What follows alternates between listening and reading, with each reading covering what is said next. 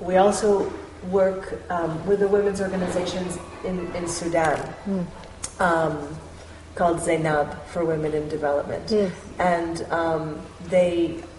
we worked with them to found the first women farmers union in Sudan, because Sudan, of course, it's possible to grow a great amount of food, especially in the eastern part. But the Ministry of Agriculture always gave support only to men.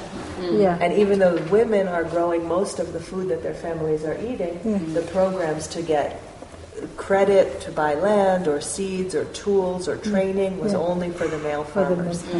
And so Fatima Ahmed, who's the director of our partner organization there, and she's an agronomist, we worked with her to co-found the first union, and now it's almost 2,000 women who are farmers, and they're farming collectively, renting big pieces of land and growing food, first of all for their families, but also selling the food, and then with a little bit of profits that they hope they make each year, they make some improvements in the community, maybe putting a roof on a school, doing women's literacy classes, hiring a teacher for the women, different things like that.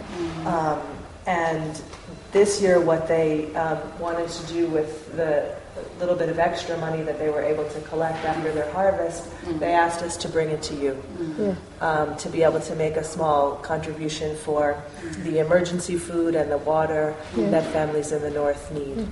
So and the women wrote a letter, but they don't have television, mostly they don't even have radios, but we communicated to them about what was happening. And so this is a financial contribution for the families, for the beans and the rice and whatever you're able to buy. And this is a letter that the women wrote. This is really amazing, so touching. It's really touching.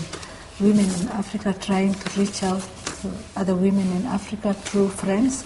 It's so touching. It's really touching my. Well, I hope this is from them. And we were very happy to be able to facilitate that. And, I hope when you go home that you tell the women that, the friends in the United States are thinking about them. And also the women in Sudan. Yes, I'll tell them. I'll definitely read these letters for many of them. Thank you. Thank you very much. So, and thank you for coming. What we have to say is thank you to these women, and to tell them that they have touched our feelings.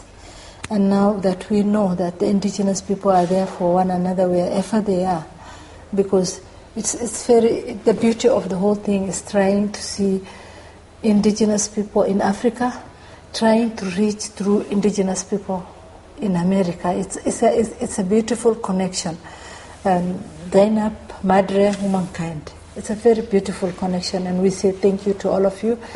Thank you to MADRE for sharing our story with other people like Zainab and the rest, and telling our story to them and sharing with them. And thank you to them also for going out of their way to share the little. This I'm sure they need it.